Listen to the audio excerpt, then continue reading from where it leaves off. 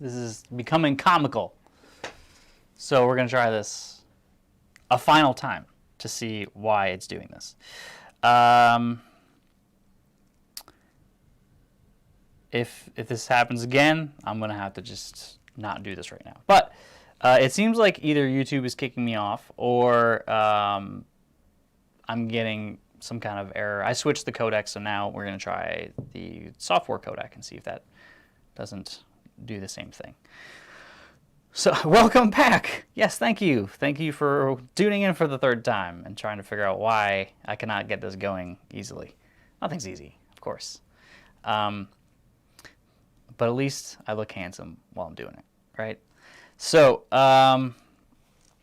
let's see here. We were talking about, I'm not even sure where it got cut off. I'd have to go back and rewatch. But I will try to go back to what I was saying about the intonation of things in bringing in instruments that aren't like junk and stuff like that. So we were talking about making sure when you bring in a guitar for your session, it's intonated. And that sounds very basic, but you know, it's got to be all the way up the neck and all the way back down. So every note's got to be true. If you're playing chords and your chords sound fine and we're tracking the chords, and then you go over to do some kind of a lead, maybe around the 12th fret or something, if it sounds like crap, I mean, what are we going to do? Stop the take and then retune for the top and then have to do that part? It's not ideal. So make sure it's good all the way through. Especially true for bass. Don't think just because you have like 4 strings, maybe 5, that you're getting out of this. It's maybe even more important for bass, or just as important, because if the lowest note in the song, in the frequency spectrum, which would be typically the bass, is throwing off the chord in like an intonation, it's gonna sound horrible and everything. You're not gonna be able to maybe like identify why everything sounds bad unless you have a super sick ear. But yeah, it's going to be a mess, and that's a little bit easier to fix because usually it's monophonic when you do a bass, but it's not, you're better off just retracking it corrected. So make sure the bass is in tune. And that doesn't mean just like hitting open strings and letting it sit for a minute and watching it just kind of settle. That means like if you're playing rock, typically you're going to be strumming along, so tune to the attack. Keep hitting the as you would while you're playing, and tune it as you're doing it. A lot of people just do the tune and hold. They tune to what we call the sustain of the note, which is cool in theory if all of your notes are just sustaining. So if you're like in a doom band or a sludge band or something like that, and all of your chords sustain, then yeah, by all means, tune to the sustain. But if you're doing a lot of constant hitting and plucking and whatever, you want to tune to the attack. That makes more sense, right? So with bass, super important. Records can easily be ruined by a not intonated bass guitar. We back. Yes, we are back. I have some people messaging me privately that I cannot check out right now. It's probably them saying, hey, your stream broke again. It's like, yeah, I know. I'm trying to figure it out. Okay, so shoot me some more questions. Oh, I've heard about these bass plugins. Yeah, I know there are bass VSTIs or virtual instruments that you can use to get like similar sounding, decent results without having to involve a bass player. But I mean, to me, my preferred style of music doesn't work that way. I like interacting with people, and it can work for some things, but I'd rather have someone playing the bass with a human element in it. It sounds so cliche, but it really does make a big difference.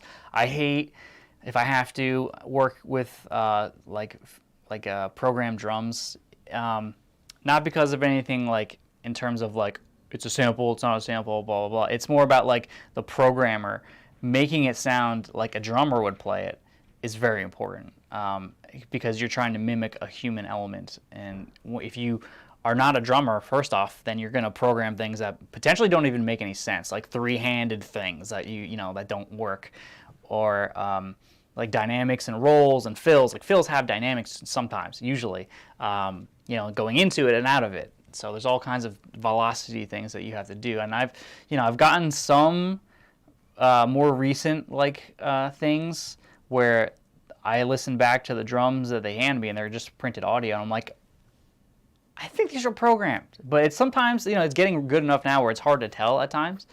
At the end of the day, I always prefer working with the drummer because that allows me to help produce the arrangement of the song in terms of the drums. Like, we'll be working something out in the studio with the drummer, and while we're tracking, it'd be like, that doesn't really work there. How about we try something different?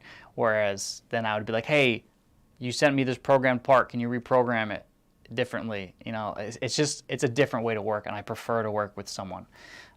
And the sound, to me, at this point in my career, where I'm, have all the tools I need and know how to use them well, it just works out better. When I first started, getting a good drum sound was really difficult. Drums are the hardest thing you're gonna have to master, in my opinion. Vocals are like pretty basic. You can do a lot with the vocals, obviously, but I'm saying just like getting a good tracked vocal is pretty easy, probably the easiest thing to do. Getting a good tracked bass is pretty easy-ish because you're just relying, if you're just relying on a DI, that's pretty easy. If you're relying on like actual amps and cabs and mixing DIs and stuff like that, there's a lot more to know. Working on guitars gets substantially more because there's way more to deal with.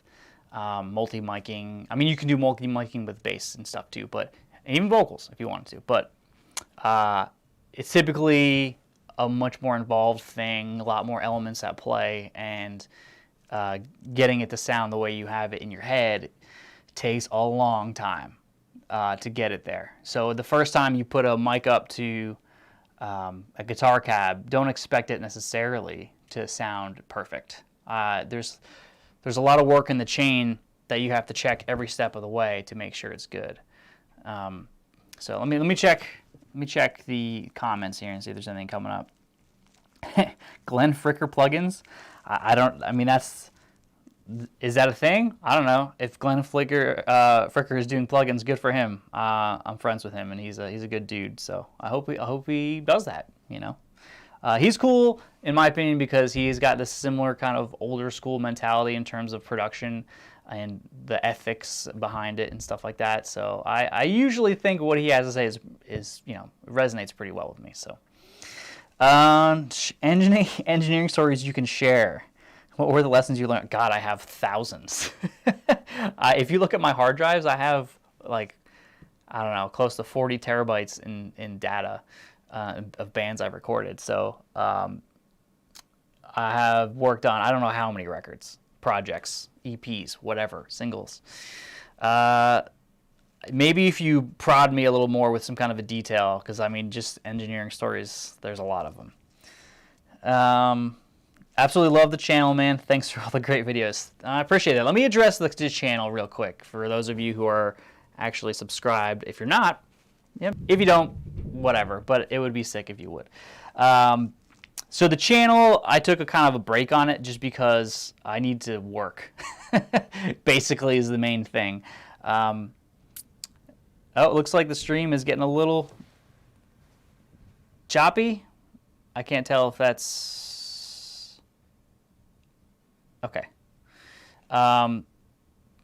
Okay, we're good? Cool. Yeah, just making sure this thing doesn't take a shit again. So yeah, I need to get back to doing projects, and that's my focus, and that will always be my focus is getting records out there. The YouTube thing is more of like, if I can fit it in with the channel and I have a fun kind of idea to kind of like do, I'll do it. Obviously, my thing is trying to educate with my own experience, with injecting my own kind of like personal comedy or whatever in there, with the help of my editor, Evan. So we have a lot of fun doing it when we're doing it. I like shooting it. I usually don't have anything really in terms of a script going on. I just have a basic idea, and like the day of, I'll just like think of what bits to do and stuff. The spontaneity of it is part of the fun. The shittiest part of it is doing the editing. I hate watching myself. Like, I have to see myself for this chat right now, and I just hate watching myself on camera. It's one of my least favorite things to do, is to go over and watch my own work. But so there's a lot of hesitation for me to just do videos in general, because I know I have to go through this process of editing. So, I took a break on it. I still have a lot of things to do. Like, there's like almost endless amounts of content I can do. I gotta get some reviews for amps and stuff out. Some other gear I've gotten in here, I've got to get reviews on. And then I just have a lot of like fun tutorials and like things I can drop knowledge for experiences and stuff like that for doing this full time for so long. But I will get back to it. It's just right now I've got some things on the backlog I got to take care of first, and if there is that like time of like free time to do a video and I have the energy to do it, I will definitely do some more in the future. But that's the reason why we haven't done some lately. It's just because I've been too busy to do things. You only have a certain amount of energy to put into everything, and when you're putting in a ton of energy into running this business as it is, what sliver is left you want to put into other things. And essentially YouTube is a hobby. It's not like we make money from it or anything. It's just for fun, to get content to people who enjoy it and stuff like that. So it kind of like goes by the wayside sometimes. I have a lot of other hobbies too that I like to partake in, and I can only have a certain amount of hobby time divvied up. So we'll get there. Let me check the chat. Oh, he said that because he always bashes bass players. Plugins don't require a bass player. They don't necessarily require a bass player, but then you're just assuming that a guitar player is going to write the bass parts. And as a guitar player, when I tried to play bass in a band, I was horrible. So you do still need a bass player. Someone who understands arrangement of bass parts, fills of bass parts, what's good to do when and where, and not just like throwing notes or the root notes of the stuff. I mean, that works in some bands, obviously, but like a good bass player is very important. Don't underestimate the power of a good bass player. It can solidify everything and make everything so much better. Speaking from experience, playing with a great bass player. Let's see. Engineering horror stories. Yes, I have many of those. Best DI for bass. Oh, looks like the stream's getting a little choppy again. Best DI for bass. That's a tough one. I mean, I would just go straight into your preamp maybe, and see how that sounds. One of my my engineers here, Brandon, has an active radial DI that we use, and I have the passive JDI with like the Jensen transformer in it. The active one with the requires phantom power sounds, I would say, noticeably better. Substantially better? No, maybe not, but noticeably better? Yes. So if you're going to go between those two, DIs do matter. So it's not like it's like to pick anything, but the active radial, the blue one, I think it's like J45 or something. It's over there. Sounds really good. Let's see what else we got. Things are looking good for now. Yeah. I think if we're talking about the stream, hopefully everything's working. I haven't gotten kicked off yet. Any plans for another pedal collaboration? Let me go grab that. Throw it over here. Hi. So we have this guy. This is me, or this is the Namburglar, whatever. Last year, 2 years ago at NAMM, we're trying to like rip on like mainly the Kemper dudes, all in fun, and because their game is essentially, in my opinion, kind of stealing tone. So the Namburglar also steals. So I dressed up in like this ridiculous burglar costume, and I went around and was just trying to like troll people and just be really irritating. I think I did an okay job. So that was fun. And then Abominable, they wanted to do a pedal with me, and because he was into what I was doing, and I am a big fan of their Demon Long. It's my favorite fuzz pedal by a long shot, and I have a lot here. I'm a big fuzz fan. And for the sound that's in my head for that fuzz, it does it. And it has a lot of options on it too. So this is their newest version of it, and I think it sold out in under 5 minutes. But he's, maybe he's into the idea of doing another run at some point. You know, their pedals are always sold out because they're so good. But yeah, if we do another one, I'll definitely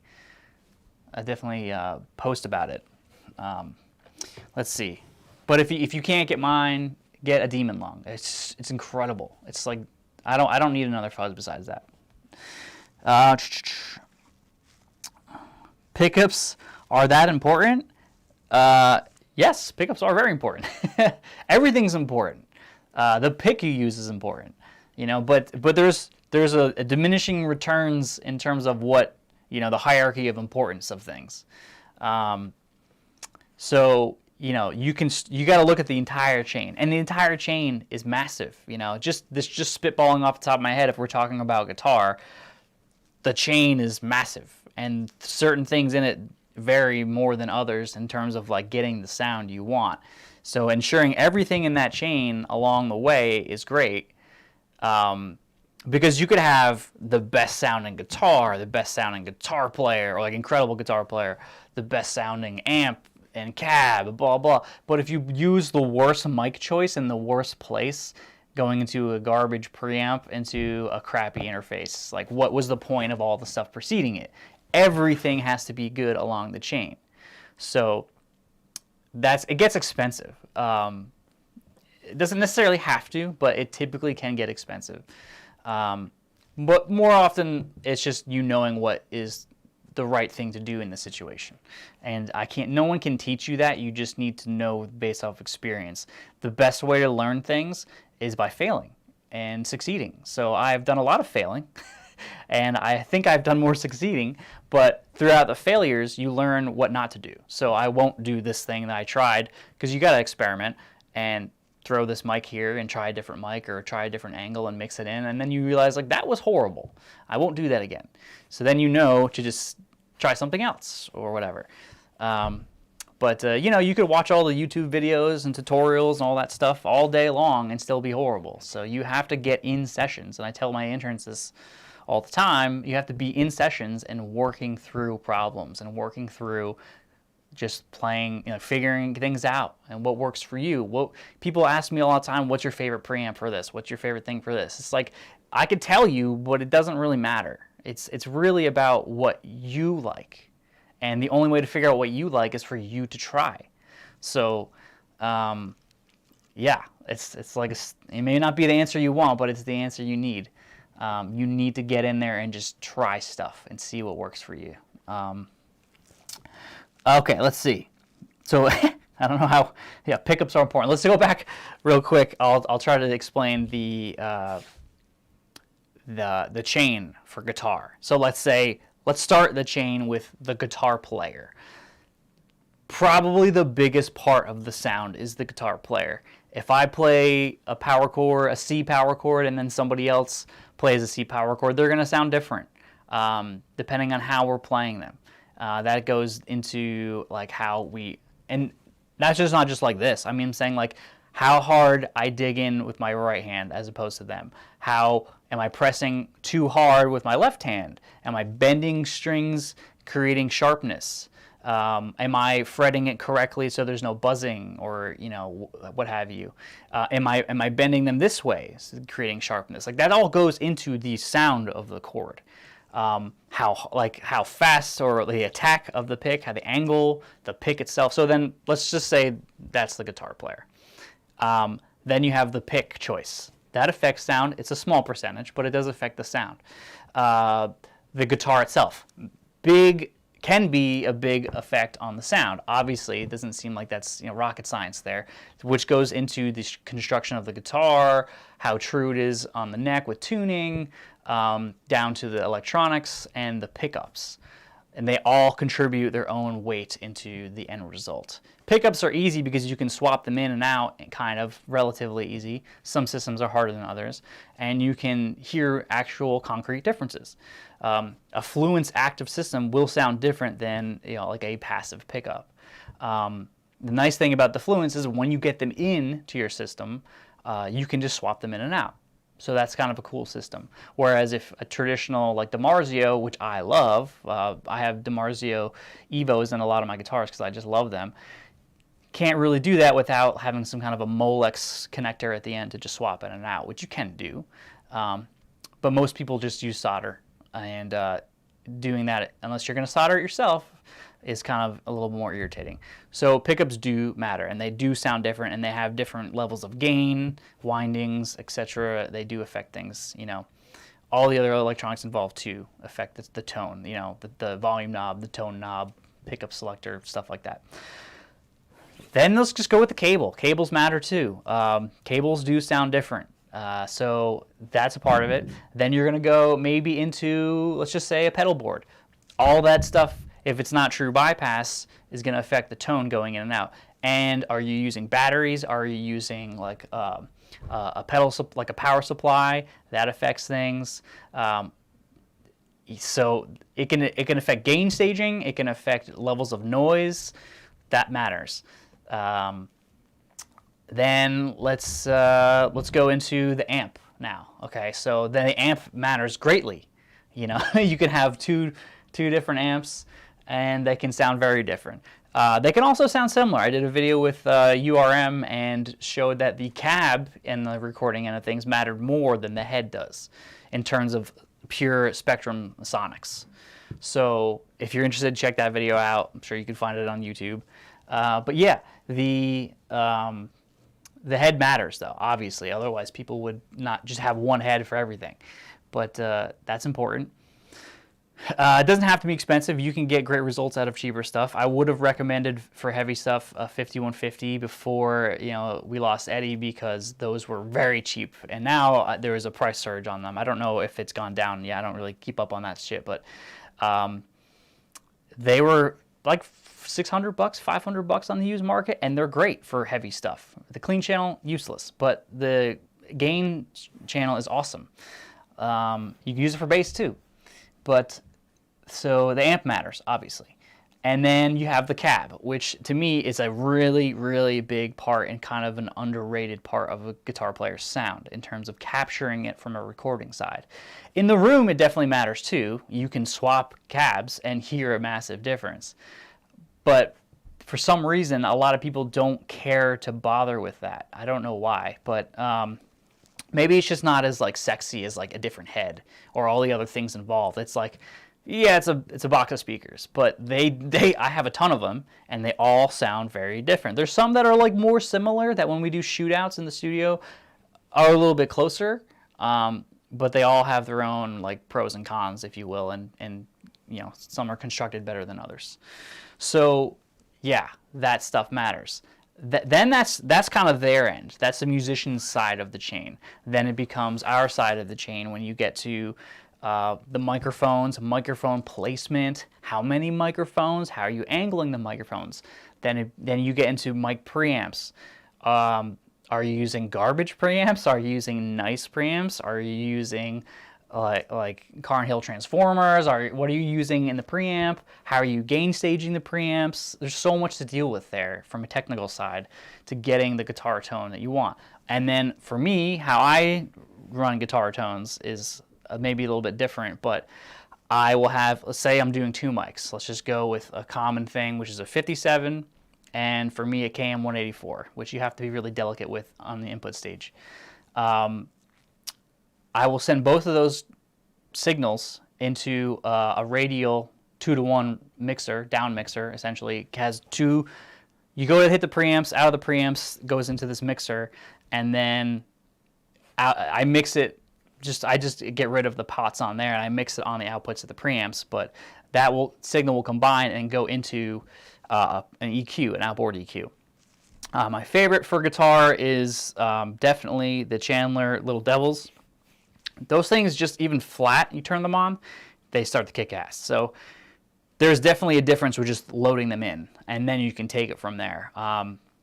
The getting a good tone into the EQ is very important. And then getting the tone EQ'd better from there is very important. So all of that stuff is huge. And I can, sometimes when I'll go back and forth on and off, because it's always good to check where you started from with the clients and check my EQ in and out, and you know, it's got to be an improvement. And you have to make sure that when you mix those two mics together, that the phase is working. That doesn't mean that they're perfectly in phase, because that's really hard to do. But that when you're adding that phase reduction in there, and they're slightly out of phase, that it's working towards the sound you want. Maybe you want to roll off some of that fizzy high end with the phase of the second mic. Try just killing one of the mics, listening to what you got with the one mic. If it's not good sounding, go move the mic. And then, once you're happy with that, do the other way. Check the other one, move it around, see how that sounds. And when they're both sounding good, kind of dial them in together and find the sweet spot for the sound that you want. Then take it to the EQ, get it from there. Then you could talk about compression, stuff like that, on the way in or later. I'm not a huge fan of compressing guitars, like heavy guitars. That's just me. Everyone has their own style. So you can do it, though. You can totally do it. And,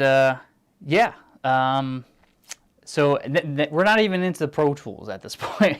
We're at the output of the EQ going into your interface. So now your converters on the way in, your analog to digital converters, they do matter. They do sound different. And then, then you're finally into the digital domain where things are not as, that's its own thing. When you're in Pro Tools, you're safe. Then you can figure it out from there. But that's the whole chain of getting a good guitar sound, potentially. All right, I'm going to go check this chat and see if we have any newer questions.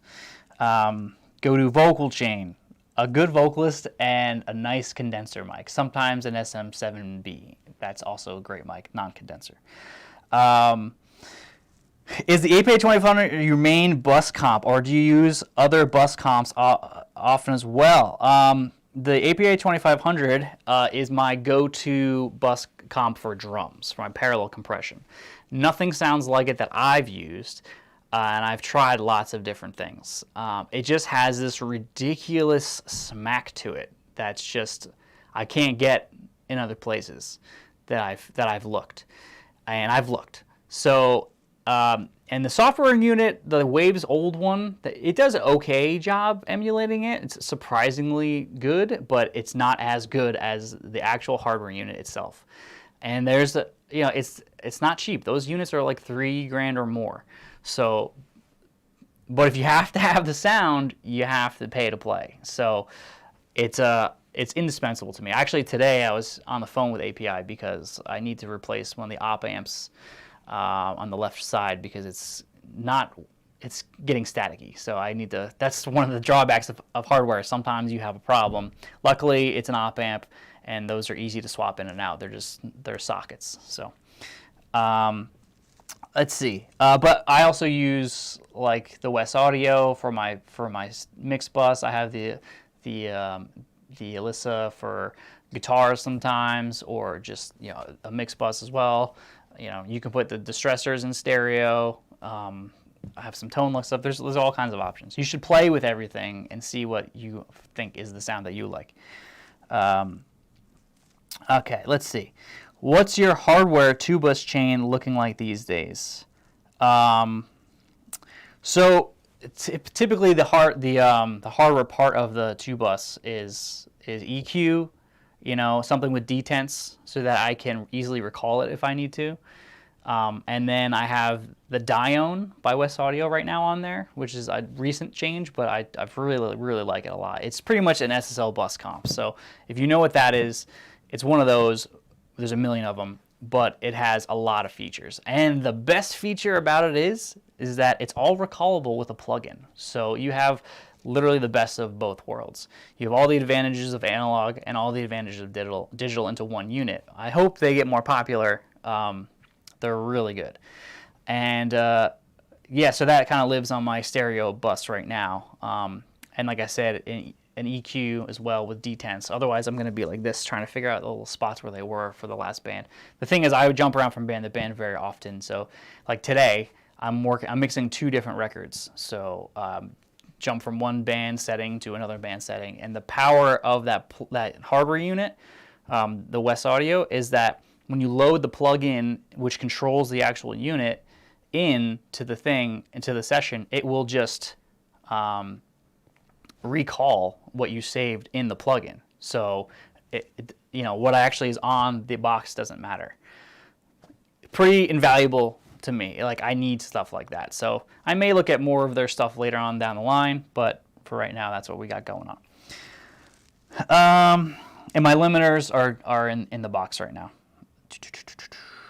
Oh, and then I use everything runs through my Dangerous 2 bus to everything gets summed there. You need a guitar player that accepts to play bass. I'm going to skip that one. J48 does the job. Yeah, that's the one I was talking about. Sorry, I may have said J45. I was thinking about getting the radioactive DI. Good, get it. Cool to be back on this channel. What's a nice reamp box? I use the radial reamp stuff, but I don't do a ton of reamps. I kind of don't like doing reamps, but obviously if that's part of the project and the client has to, within their budget constraint, record the guitars or whatever at home, then we have to reamp here, we can do that. To me, it's a less than optimal way to do things for a bunch of reasons. But again, it's not your record. You're working with the client's budget, and usually logistics or budget involved. That may dictate that you have to reamp the project. But while the client thinks that might be the most economic way to go, a lot of times it's not. It actually ends up costing you more because of the problems that you have to fix when you get to the reamping stage sometimes. So just because you get to save time recording it by yourself on your home recording studio, those problems may arise when you get to the studio and in the reamping situation that if you just recorded straight in, it would have been solved and you would have ended up netting the same, if not less frustration. So yeah, if you're going to a studio, not necessarily this studio, any studio, and you're trying to do the reamping thing there, consider the option of just tracking it with a producer and getting it better on the way in. Thank me later. Also, I don't record DIs for guitar players unless I deem necessary to see the waveforms to edit. Personally, just not a fan. I'm maybe just a different person, but I prefer to record straight in and being committed at the time of the recording. It's almost like a, I don't know what it is, but I like to do it that way. I like to make sure everything is perfect when we go in, hold myself to that standard. And like I said, if I am running a DI for you, it's almost never with the intent of ever reamping that again. It's only so I can see your actual pick attack and mutes and stuff like that, so I could edit those if need be. I'm never gonna be like, okay, we got the guitar tone that we spent a whole 8 hours on, and I'm gonna reamp it later. I don't understand why anybody would want to do that. It makes no sense to me. It's not time efficient. Waste my time, waste your money. Let's not do that. So if you're just doing if the band is like kind of a straight ahead kind of thing, I most likely won't even record a DI. It's just I don't need it. It doesn't do anything for me. It complicates the signal flow. I just go straight in.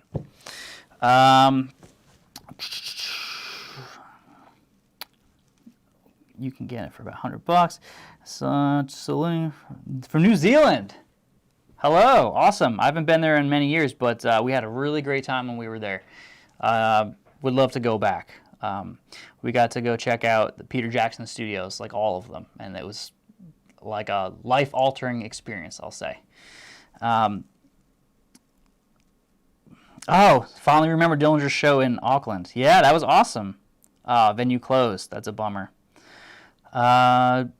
Nice seeing you live. Well, thanks for being here. I'm glad the stream is still working. I guess the thing I changed was I went from using the NVIDIA codec, hardware encoding, to the software encoding, and it seems like the software encoding is much more stable. So, I mean, it's an older card, so it makes sense.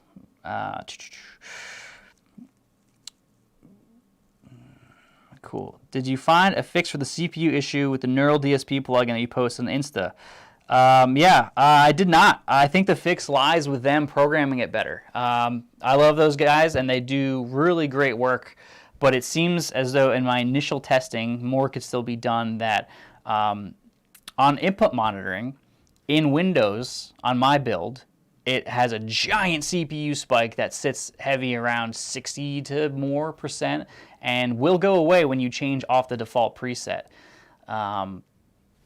When it's not input monitoring, it's still not great, but it's not that. It's horrible. And then you would think it would translate the same in OS 10, but OS 10, it's totally livable. This is why I've never noticed it before, because I don't use it a lot, but when I do like have to grab it for whatever reason, it's never been a problem.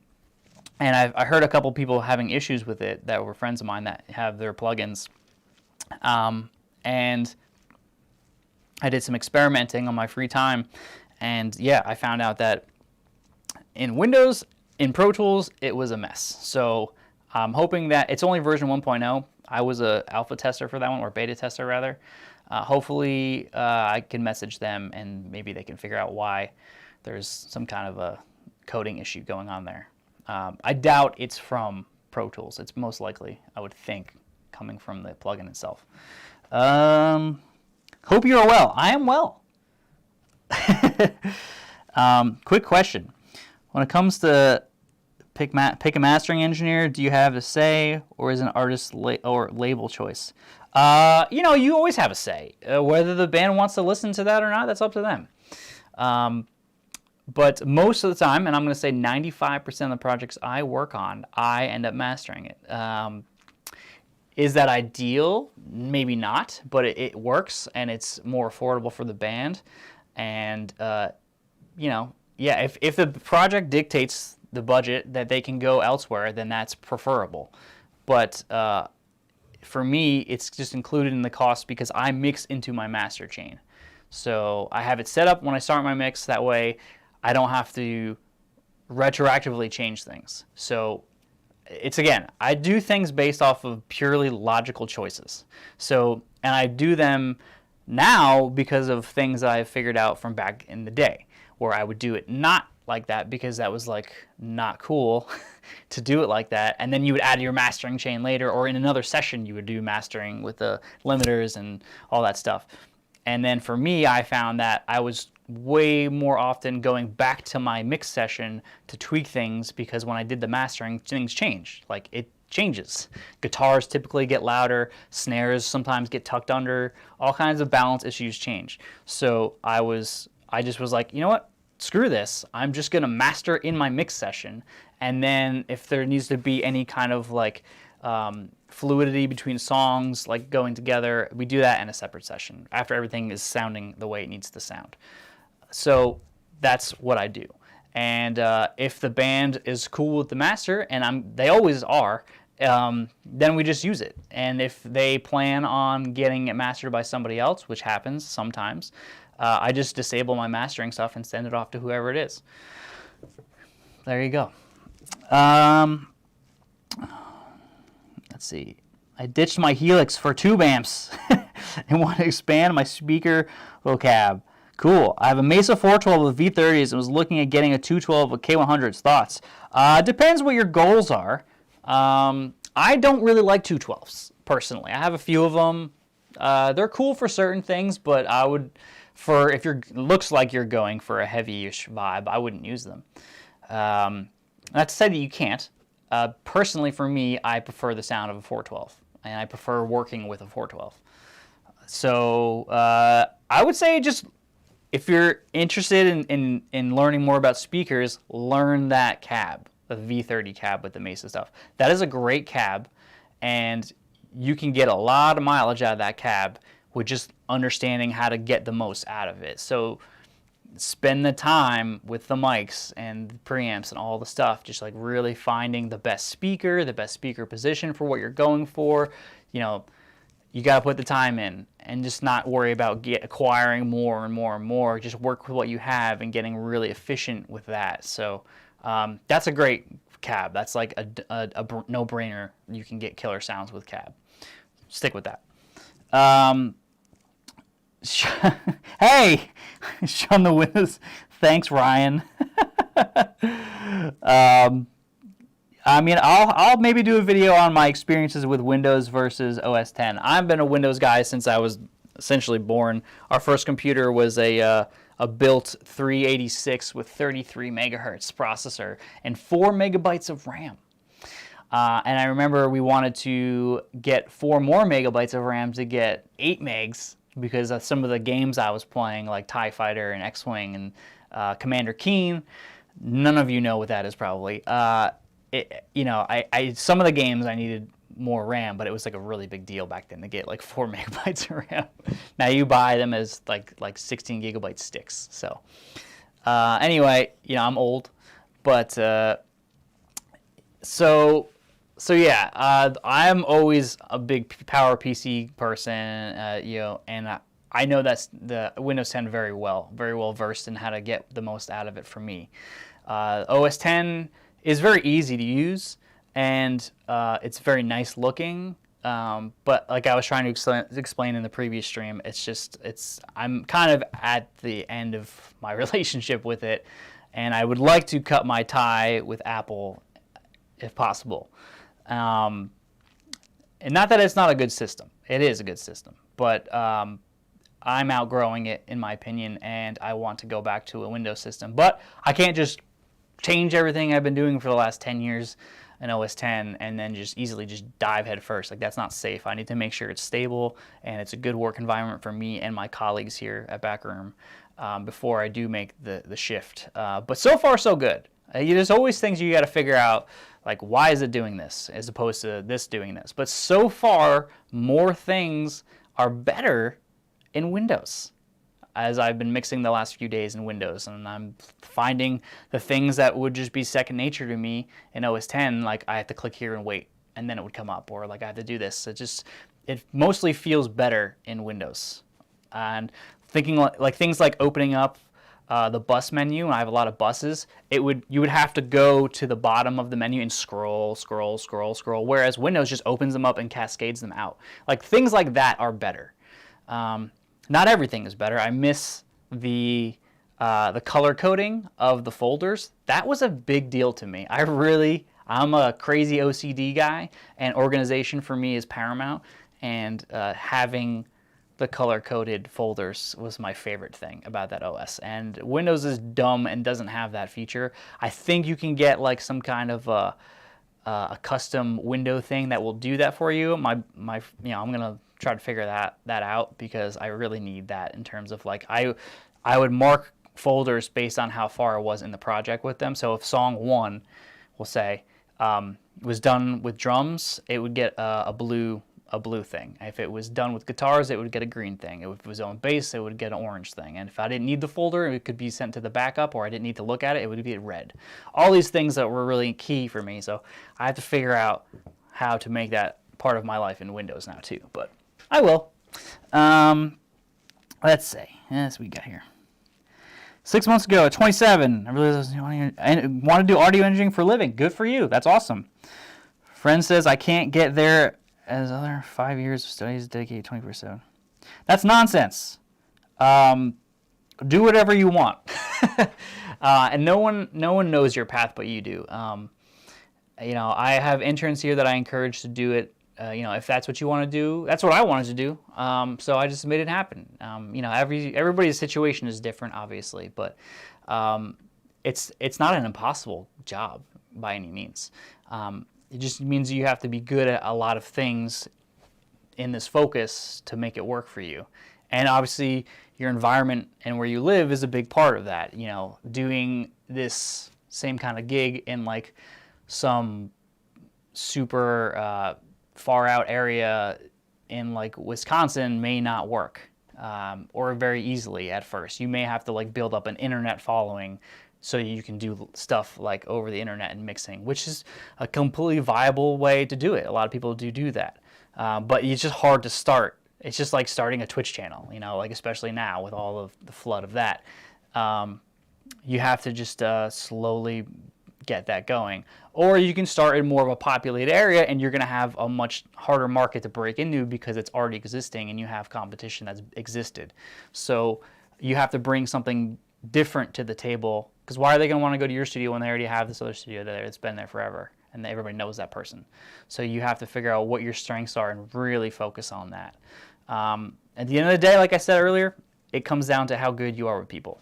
That's really it. Product, like you pick 10 good engineers and you put them on the same record with the same band or whatever, they're all going to sound pretty good probably. You know, the difference of preference between engineer or producer is going to be there, but more important to me, like I said, is the experience they're having. So totally do it. Don't listen to your friend. Go do it for a living. It's not impossible. NDSP posted in the Discord about this. Oh, really? Neural DSP posted in the Discord. Did my Instagram story make it that far, or was that already an issue? I don't wonder. I miss Kit. Yes, my doggy. She hasn't been in the studio in a long time. Since the pandemic, honestly. My wife's been working from home, so we keep her together with the dog so they can hang out. But yes, before the pandemic, my dog was in the studio every day with us. So, let's see. Thinking about taking online courses, there are a ton of great courses. Yeah, there definitely are. Online courses are cool, and I think they can get you to a certain level, but I think at a certain point, you need to take the plunge into getting into a studio. Nothing will teach you more than actually doing it yourself in a working environment. And I don't just mean playing with knobs and turning things. I mean, like, interacting with people is a big part of it. And, you know, learning how to do that is its own skill set. So you don't really need that online. You know, you can do all the technical stuff and, like, deal with Pro Tools or whatever system you're using online, and that's fair. But working with a band for 8 hours is going to put you through a different test, depending on the band. So that's a whole nother thing. And you're only going to get that and figure out if you really do want to do this. Because I've had many people think they want to do this. And they get to that point and they're like, oh, this is awful. I can't do this. Like, also, a lot of people who do this usually are musicians to a degree. And they like working on their own music, so they get into production. That's how I started. I was working on my own music when I was like 17, and I was such a pain in the ass to the engineer that he was like, man, how are you hearing this stuff? Like, you should just be an engineer. You should do this for a job. I was like, really? Because I'd never considered that. I just wanted to play. And I kept that in the back of my mind for later in life when I decided to do it. But that's pretty often the case, is that you like music and you like writing music, and then you segue that into, oh, well, I like the engineering stuff too. That's kind of fun. It's kind of like another hat to wear. And that's all in good. The problem is, when you do this as a job, it's no longer for your personal thing. You're working for other people, and they're your boss, essentially. So, you know, you have to take your ego and bias and all this other stuff out of the equation and work for them and get them the best results that they want, not what you want. So that's a big thing. For a long time, when I was younger, I would struggle with that, like really trying to impress certain things on the people, like using certain piece of gear of After Effects or whatever onto the client, realizing that was an error of mine. So it took me a while to be like, hey, what do you want to do? What is your goal for this project? How can I make that happen? Let's get it done for you. So that's a big thing there. But yeah, definitely do this. I also mix local bands, and they're happy with the results. You know, it's hard to know when is a good time to step away from security and attempt a career. That's the biggest thing. You know, that's the hardest part, is when you're doing it like as a hobbyist, to be like, I want to do this as a full-time job. I have to commit my life to it for, a time, and ditch the part-time gig and make this my full-time gig. That's not easy for everyone. Obviously, like I said, everyone's financial situation is different. So it can be really tough, and there's a potential to fail. So, and there's nothing wrong with failing. You're not going to die. You're just going to realize that you couldn't make it work at that time. Maybe you can revisit it later, or maybe you realize that you don't want to do it, and you can do something else. Because it's not necessarily an easy job, doing this day in and day out. You're exhausted. You may not listen to music anymore after you do this for 13, 15 years or whatever. Because you listen to music more than anyone else. I listen to music, for 8 to 10 hours a day straight. Who else does that? Crazy people. So, that's definitely a concern. But try it. The only way you're going to know if you want to do it or can do it is if you try it. Be smart about it. Do the homework ahead of time in terms of figuring out financials, logistics, where you're going to do it. I mean, when I figured that stuff out in college, when I was going to decide to do this professionally, it took me months to figure out if this was going to work. And even when we were closing the deal, I didn't know if it was still going to work until I just did it. Until I just was kind of almost forced into it and had to almost like survival instinct to just make it happen. So, like I said, it's not going to be the same for everyone, but in my particular instance, I was able to, I'm a pretty resourceful person, and I may not be always the most talented guy in the room. I actually try to not be the most talented guy in the room. That way I can get better based on my colleagues. Yeah, that's where my resourcefulness comes in, and I'm good at adapting. So just make sure you can do all those things, and you should have no problem doing this full time, I think. Let's see. If I'm ready, some bands you work with will easier than me. Industry and no 0 bands in my area. Yes, so we can talk about that real quick. I'm going to probably do this for another 15 minutes, so shoot all your questions at me now, and then I actually have to go back to working on a record. But so yeah, talking about just clients in your area, that's a big hurdle for a lot of people, and we have we had at time, and we still do now, but have a bunch of interns that struggle with this, because the thing is, you're an intern and you work at a place, I don't require my guys to come in more than 1 day a week. If they want to come in more than 1 day a week, that's on them, and that's great. But pretty much it comes down to you have to be involved in the network to pull from. If you're just like a new guy around or girl around and you want to get a client, the only way you're going to get them is from knowing them, right? It's basic, and you have to see if they want to work with you.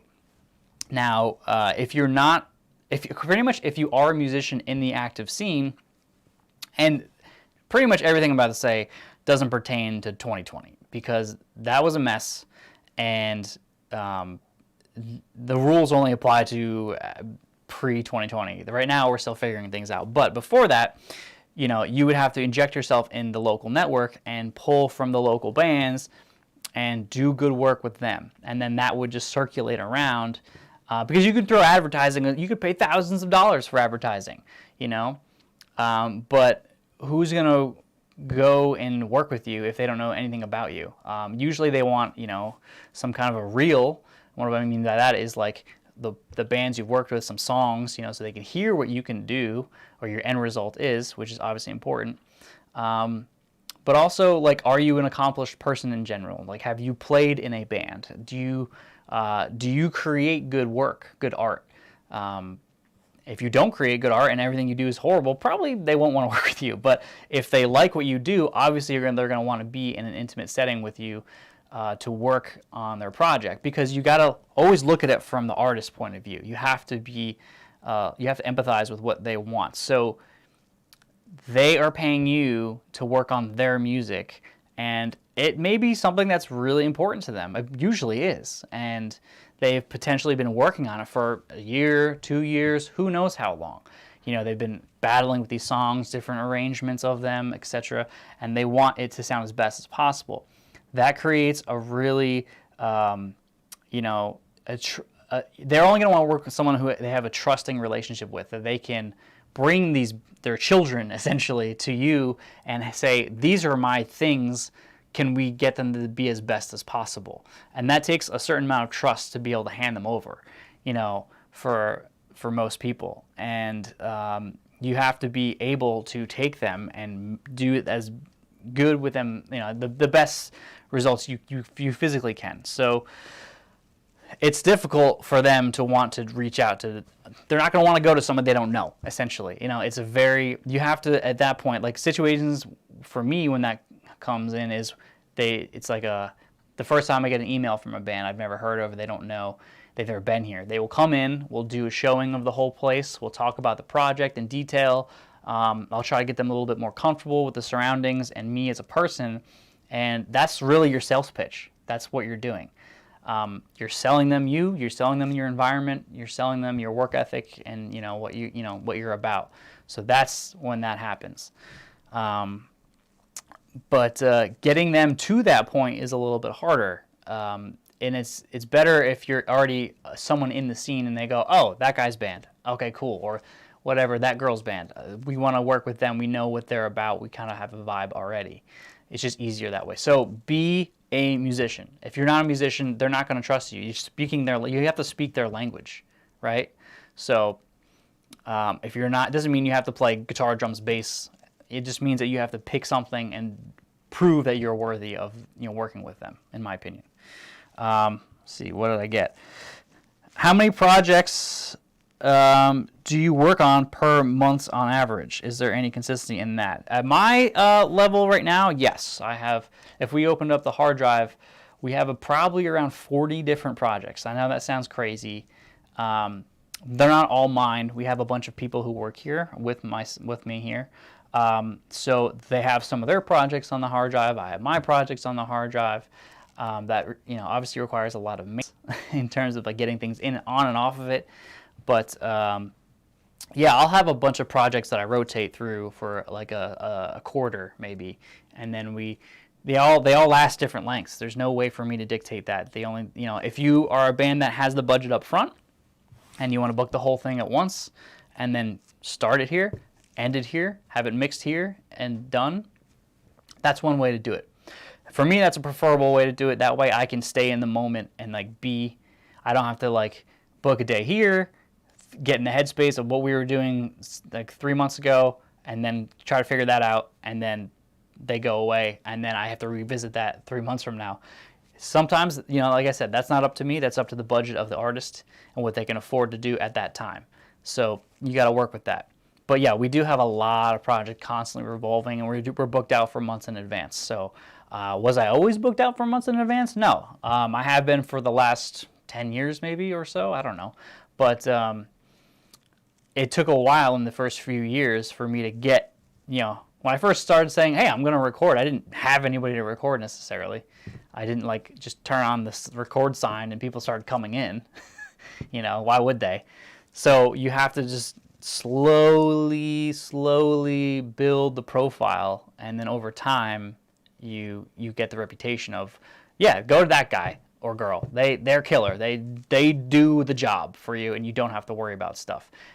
You don't want to have people saying like, well, we went to them and didn't have a great experience. So that's immediately death to your brand. You don't want that. It's just like any brand, any customer service relationship. You want to have only good experiences when you go on Amazon or whatever website you're going to. You look up the product. What's the next thing you look at? You look at the reviews. Are they all good? Are they like 90% good? Are they 3 stars? Are they 2.5 stars? Chances are, even if that's the product you need, you're not going to buy it. You're going to look for something different. Maybe it's a little more expensive, but it's 4 stars, it's 5 stars. So the reputation of your brand is really, really important. All right, let me try to get through these. What qualities of a record would you say are objectively good, bad? Oh, geez, that seems like a loaded question. Qualities of a record? If we're talking about sonics here, I don't know if I'm interpreting your question correctly, but things that maybe like are deal breakers for me when listening to something. Like yesterday, someone sent me, a client I worked with many years ago, sent me something for their new project, and they said, check this out, can you make this sound better? I listened to it on my rig, and first thing I noticed was the cymbals. It sounded horrible, which is very common for engineers to just not know how to work with. For me, if I listen to my early stuff, from like 15 years ago, the cymbals sound like a giant train wreck because it's something you expect to just sound good, and it's certainly not the case. Bad recording of cymbals will ruin your song, hands down. From a listener, I can't get past it. It just sounds like someone stabbing me in the face for like 4 minutes. So knowing how to get a good cymbal sound is huge. Then there's the obvious ones: snare sound, kick sound. These are all drum things, but they're all important. Like if your snare sound sounds horrible and it's distracting to the backbeat, it's literally everywhere. and it's going to ruin it for me as a listener. I'm not the typical listener. I'm a technical listener because I do this as a job. I don't hear things the way I used to before I got into engineering. I used to just be able to purely enjoy a song based on the song. I can't do that anymore. It sucks, but it's the way it is. The kick drum, is usually fine. It's kind of easy to get a good sounding kick drum, I think, at this point. If the guitar sounds brutal, like that could be a deal breaker. I'm talking about mainly rock and metal stuff, obviously. Those are usually the big ones. Snare sound, cymbal sound, guitar sound. Those are 3 biggies. If you can't nail those, is bad. So, obviously the master too. If the master is so jacked up and like squashed that you can feel it, or it just sounds so harsh overall. Unless you're going for something harsh, like I've done intentionally things where I push the master so absurdly that it invokes a really awful feeling on purpose. That's different. But let me see here. What's happening? Hi. I suck at emojis. Okay, me too. I'm old. I don't even know how to use those things. Building off the whole local network thing, what advice can you give for a producer up and coming in COVID climate? That's tough because I don't really know what's going on right now. Sessions here are still kind of weird, so I would imagine they are for everyone. But for a while, no one was booking anything because of the situation. No one knows. I'm not going to get into it, but no one had any information on the virus, so no one wanted anything to do with bookings. It took me a few months before certain bands were feeling safe about coming in. And then now we have back to our typical heavy session flow kind of thing. But I don't know. I think it's going to suck right now for a lot of people trying to break into the recording industry or producing industry, just because if you don't already have that built-in clientele, you can't, playing live is a big part of that, or having a reputation for playing live. It doesn't have to be. There's a lot of avenues, and you just have to get creative. Like, you can make music and do Twitch streaming and do YouTube streaming, and that can be your platform that you get famous off of, and then you can use that to get clients. If that's what you want to do, it's totally viable. So you have to adapt to the situation. The situation sucks for everyone, but there's a way around it right now. And then eventually, I think it'll return to kind of the way it was, and there'll be shows again, and there'll be festivals again, and we will continue. So up to that point, it's going to be a little tricky. You're going to have to use your imagination. Let's see. Any time left to... sorry, I missed a couple here. When tracking guitars, does it make sense to use a noise gate in front of the amp or gate from within the DAW? Cheers, bro.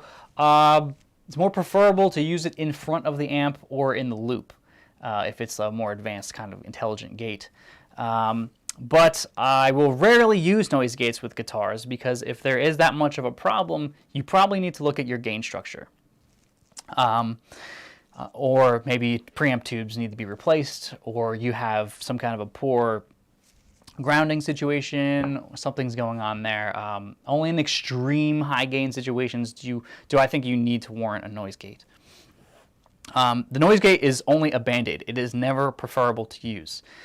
There is always some kind of a dynamic change when inserting that into your chain. So it is literally a circuit designed to shut you off. And there's an attack time to that, and there's a release time to that. So it's not optimal to use by any means. So don't use it unless you really have to. Like I said, I'm not a fan of putting band-aids on things in any part of the recording process.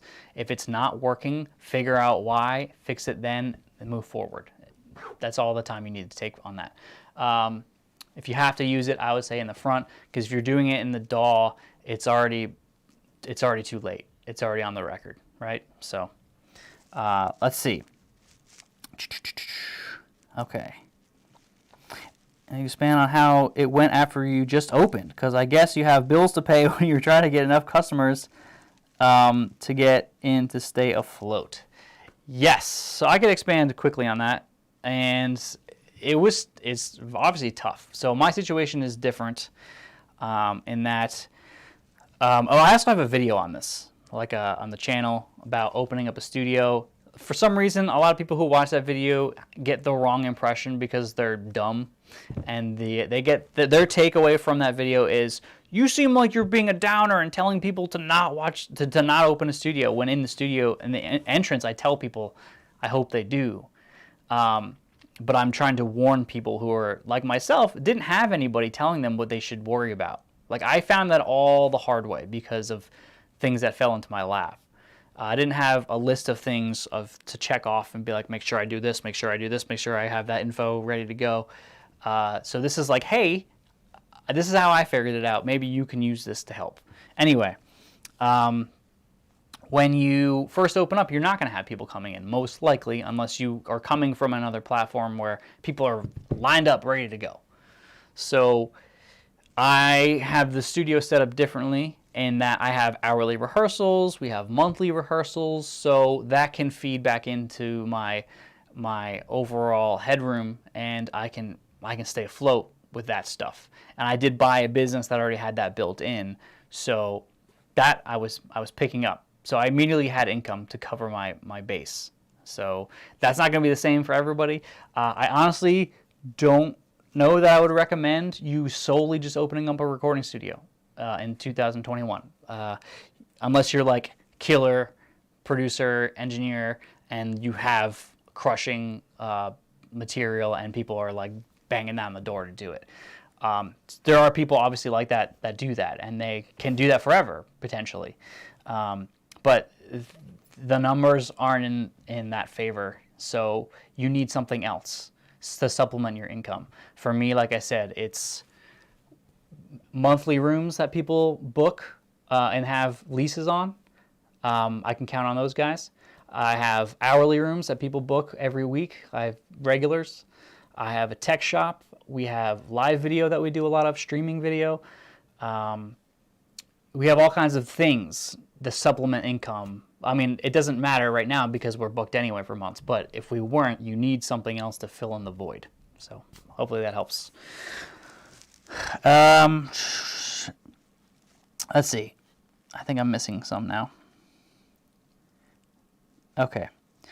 For a proper record, what's an average budget cost? It totally depends. It can be anywhere from low side, $3,000.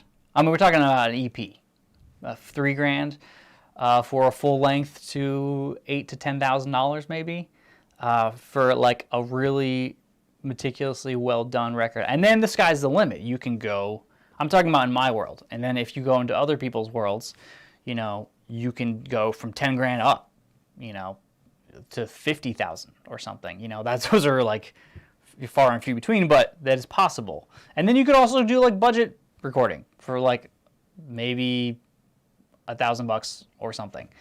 There's all kinds of things in between, but I would say the average safe for an EP is anywhere from 3 to 5, and then for a full length anywhere from 6 to 10, something like that, if that helps. To do things properly. Message retracted. Ooh. Do you think there is an objective standard for what you deem is overproduced or sterile? Is a lack of dynamics, heavy-handed EQ? There's nothing to do with EQ. EQ is your friend. Compression is usually your friend. Overproduced to me has maybe a different connotation. Overproduced means lazy engineering. So if I hear drums that are obviously flat as hell and there's no vibe in them, lazy engineering. You either like over-edited them, or you didn't record them properly or don't know how to record them properly, and you're just replacing them with 100% with samples. And I'd be like, oh, that's sample 10. I know that one. Like, that shit irritates me. But stuff like that. But there's also stylistic things. You have to look at it like an unbiased thing. Like, not what I prefer music to sound like, but what music should sound like. So there was a time, and it may still be kind of that time, but when people over-edited guitars, you know, a lot of like gentler type things, and it's just like part of the sound, whether you like it or you don't. Like a punk rock person is going to be like, that sounds horrible, that sounds so fake, blah, blah, blah. But to the person who likes that kind of music, it reinforces the tightness of the rhythm. So that's the point of it. Whether I like it or not is totally irrelevant.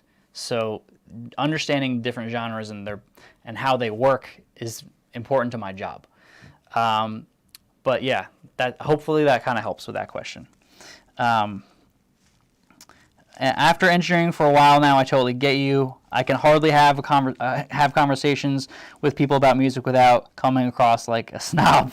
I just smile now. Yeah, you're better off just going that route probably. You know, it's also important to, if you don't like, because I don't listen to as much music as I used to. I used to literally live all day listening to music. I would have headphones in all day. I would have headphones in while I was sleeping, just listening to music all the time. I don't do that anymore because it's just super fatiguing, and I'm like exhausted musically, creatively after a day of work. That the last thing I want to do is listen to music. You know, if you love cars and you're a car mechanic and you're working on Fords all day, probably the last thing you want to do when you go home is work on your car. So that's kind of that thing. It's kind of an unfortunate side effect. There's not many in this world, I think. I think it's a really fun job, and I would wholeheartedly recommend it to anyone who's interested in doing it. But there's a few drawbacks. To me, that's one of them.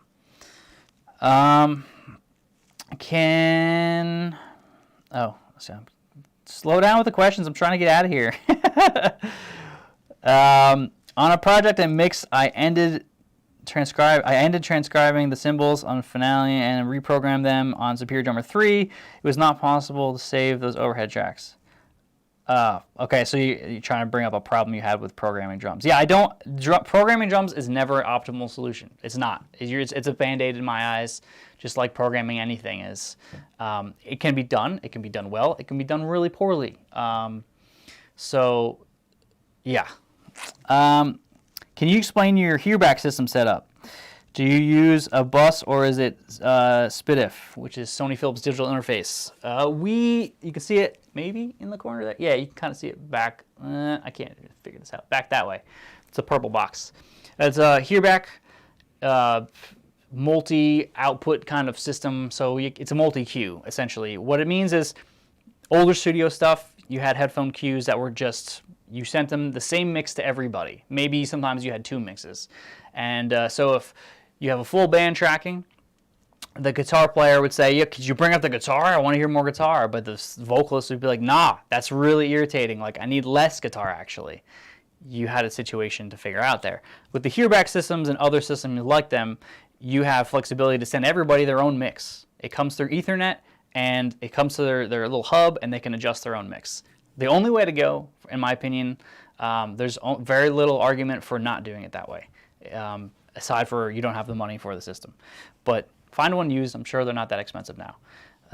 I will say when I first got my hearback stuff, I had a lot of issues with the build quality of both the actual rack and the mixers over time. They all had the same failures. I had to replace them all, either by hand or with the help of friends or sending them back to my rep over there. But they've been fine since. So I think they were just getting cheap parts, and they realized later that that was not the way to go. We've had to actually replace like power supplies on them and stuff. It's very annoying. Let's see. Looking very dapper today. Well, thank you. Thank you, Steve. Having killer studio gear available must be a huge selling point. It is a massive selling point. If I had a laptop in here and an Axe-Fx or something, a Kemper, it's not a selling point because you can just buy that. Everyone has a laptop, and a lot of people have Kempers or plugins or whatever you want. Where's the selling point? Having gear that is not typically found in people's houses is part of the sale. I have all these boutique amps, almost none of which you can find in stores. There's a reason behind that. It's engineered that way. And I cater a lot to guitar players, not only because I am one, but because I realize that in a lot of bands, they're the primary songwriters and therefore the primary decision makers. So I'm catering towards the person in the project who is making the call of where to go. So as understanding business. And, you know, we do have just as much drum stuff too. We have tons of drum stuff in the back. We have a bunch of basses over there. We have bass heads. Vocalists, sorry. You know, we have a lot of microphones. It's not really much I could do for you there. We do have a lot of pedals though, and a pedal called the Keymaster, which you can route them all through XLR into the pedals if you want to be a unique kind of vocalist. My friend Jay Sherman does a lot of fun stuff with like not doing typical vocals. Like he uses all kinds of machines and computers and fun stuff to make his sound unique. And I would urge other people to do more interesting stuff. Oh, Ryan says something. How much is it to get you to play on a record? If it was your record, I'll probably do it for free because you're my bud and you're a good bud. And if you guys, for some reason, are not following Ryan's channel, you know, Riffs, Beards, and Gear, go do that now. Like I'm assuming almost all of my audience already subscribes to Ryan's stuff. Fluff, as you may know him as. He's an amazing person. I love him dearly. Yeah, let me know. Let's see. Tom DeLong. Let's not talk about Tom DeLong. Appreciate it a lot. Nice to hear your perspective. It certainly helps. Well, I'm glad I could help. That's a lot of money. Any tips on creating depth space in a mix without drenching everything in too much reverb? No, drench everything in reverb. That's what I do. There was a lot of reverb usage in the 80s. So much so that it created a drought in the 90s. So that's kind of what I strive to do. No, honestly, I use a lot of reverb. I use a lot of delay. I prefer delay over reverb usually, unless I'm trying to create an actual space environment. But use them wisely. You don't just have to... Okay, the biggest thing young mixers don't get that the top tier guys get is automation. It's not about just having good sounding tracks that just sound good on their own and having plugins and stuff. It's about working the song. That's the separation right there. If you have a song, you hit play and all the tracks are static, all the plugins are static, you're not doing your job. You're not pushing the song to evoke emotion. That's all you're supposed to do. You have a song, you listen back, you have to interpret it emotionally and see like, okay, this is where the tension build is. This is where the climax is. Oh, and everything is just tension, build, release. Tension, build, release. Bridge. You kind of have to interpret it like that, and you have to like work the song to do that. Because if you just have everything straight down, you know, at 0 or whatever you're doing, you have all your plugins set in stone. I mean, that may work for certain outfits, but most people who want like a good dynamic recording, you have to bake all that stuff in and the song in, because they're giving it to you maybe through performance, but then you're smashing it with compression here, you're smashing it with limiting here, you're doing all these things and taking dynamic out because it makes it work better on tape, but then you have to reprogram a lot of that back in, especially on the master fader, especially with delay throws, reverb coming in and out, all kinds of different tonal changes. You have to do all this stuff to make a good sounding dynamic record. You can't just like slap the thing on there and go. You can, but it's probably not going to get the result that they want. Let's see what else I can get. Using, for rehearsal purposes, I've got a D80 analog cable going to a Mackie jerked out. It's Fluff. What's up? Basics. Bass. Let's do the last question here, and then I'll try to actually get some work done because I have clients waiting for stuff. Can you explain more about volume plugin automation? Oh, okay, maybe I just did, but let me see if I can talk more about it. Also, right in here, if you're still watching, do you like this form of things on my channel? Do you guys want me to do this in the future? Do you want me to do more live stuff? Like maybe I'll do some like live mix things where I pull up a session and you know, go through some stuff and play examples and whatnot and stuff like that. To me, honestly, the live thing I'm trying to test out to see if it works for me, because there's way less anxiety dealing with this once it works. Obviously, this is the third time today we're trying it, but once it works, there's less anxiety in terms of like writing a script kind of thing, figuring out the editing, all the stuff that's involved with getting a video out. If I could just be like, yo, I have an hour, I have 2 hours, I can answer some questions and go through some stuff, maybe people will tune in and enjoy that. I'll do that in the future. I mean, if you guys think this sucks, I'll just stop doing it. But let me know so I can actually see it. And let's see. So do live mix sessions. Okay, I'll try to do it. It's tough though because it's not as interesting as you may think. But yeah, we could try it. Do more. This is great. Yes, sure. Lots of info given today. Nice live stream. Oh, Will, what's up, dude? I miss you. Sounds great now. Definitely do this more often. Yeah, sorry, we had to go through a couple of figuring out things. Initially, I was going to test the stream and then check it to make sure it was good before I went live, but I don't know what happened. YouTube now, all of a sudden, as soon as it gets streaming data, it just went live. So I was like, that's why you see me like turned around, and I'm like, oh, okay, what's going on? But it's whatever. I'll figure that out. Live mixing can be fun. Like I said, it can also be really boring because it's just like, it's not ideally the way you'd ever want to mix something because you don't want to be talking and distracting yourself while you're actually trying to mix something. So I would usually probably take a mix that I've already done and kind of walk through it, showing you what I do to change things. And also, you'll notice that I don't probably have a lot of plugins on because I do all the work on the recording end. So may not be as exciting as you think.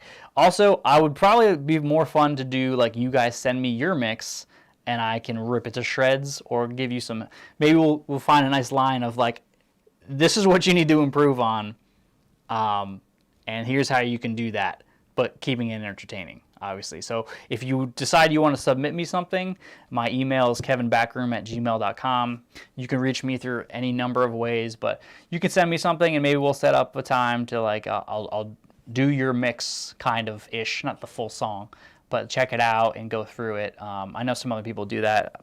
I don't know how successful it is, but if that's something you want me to do, we could do that. Let's try that.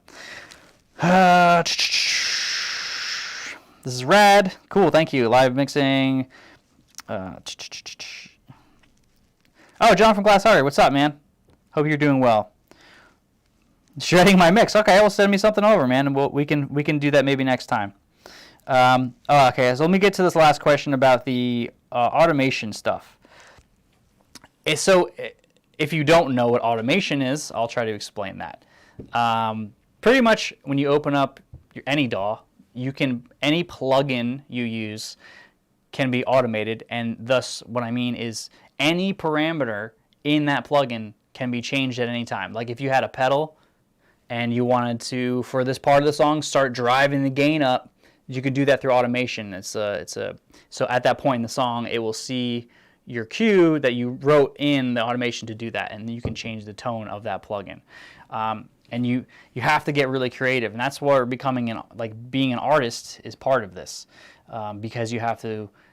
Then the band is not necessarily going to tell you. Sometimes they'll be like, "Oh, I want you to do this thing here, blah blah blah," and you go, "Okay, cool. I'll try to recreate that for you in the mix." But a lot of times they're not going to give you that because they wrote the song and they're playing the song, and that's their vision of it. They're not thinking much further past that. They may have one or two little things, but then you have to inject your own personality into that and kind of bring your own vibe to that and be like, oh, this is what maybe they want, but they didn't do it. So you have to build in crescendos. So you can bring volumes of drums down, like by master buses or whatever your drum sends or whatever. There's a million ways to do this. You can bring the volume of things down only to bring it back up and release it back to a normal volume, all kinds of stuff like that. You can program reverbs to build up. You can program all kinds of stuff. Like you have to do all the work. It's meticulous. And a lot of the older school guys, what they would do is they ride faders. So like you can't see my hands. So they will have all 8 fingers on the faders for maybe the drum shells or something. And they'll move depending on the accents. If it's a very like stabby part or a really intense part, they'll move them based on that. They'll tuck them down, other things. Certain sections of the song open up and you bring up the rooms more. and then you pull back less on the direct mics, and you change the landscape of the sound of the tune, which is very important to do. That's why recording drums in a small room, unless you're doing maybe like a certain kind of sound or hip hop or something, sucks, because you have no ability to make room sounds. You can do cheats where you can create tracks, aux sends or whatever with reverb, room reverbs, convolutions and stuff, and simulate that, but it's never as good as just having a room. Like the room we have back there is 20 by 30. It's big enough. It's not tall enough for me, but I make it work. You can definitely create space. You just need some kind of room mics to create the depth. You never, when you hear drums in a show, in a rehearsal, wherever, you're hearing them in a space, right? Your ear isn't right next to the snare drum, right? You're hearing them in a space. So the drums are working with the environment and creating a sound. So you're hearing them maybe 10 feet away. You're hearing them maybe 5 feet away. You're hearing them 30 feet away. You're hearing them in an environment, and that plays into what you think drums sound like. So when you take that environment out of the equation, drums don't sound real anymore. They sound stupid. They sound like boom, boom, boom, boom. That's not how drums sound. So room mics are really important, and adjusting them in the song to make it breathe is very important as well. That also plays true for every part of the instrumentation. A lot of times I'll put a reverb bus on bass guitar, and I'll ride that for certain parts of songs, and like it's more open now, or it invokes this kind of emotion. Let's put some reverb on the bass up. If you a good way to arrive at these things, if you're having trouble figuring out what's what, is to get your hands on stems of records you like. It's not easy to do. I have a massive collection. If anyone's ever worked with me, they know we always pop open stems for records that they like and listen to what they did on them. There's so many things that you don't hear that are in the background that are really creating groove and vibe to a song. Like the Black Album has shakers like all over it, and like Sad But True and stuff. Like there's all kinds of things that you don't pick out, but when you know they're there, you can't hear them differently. And they really do affect how the song feels. So reverse engineering stuff that you actually like is really helpful in knowing what you could add to other people's music. Listening to like Queen stuff, I don't know if you like Queen or not, but different decade of obviously production. But the things they do in those tracks is insane.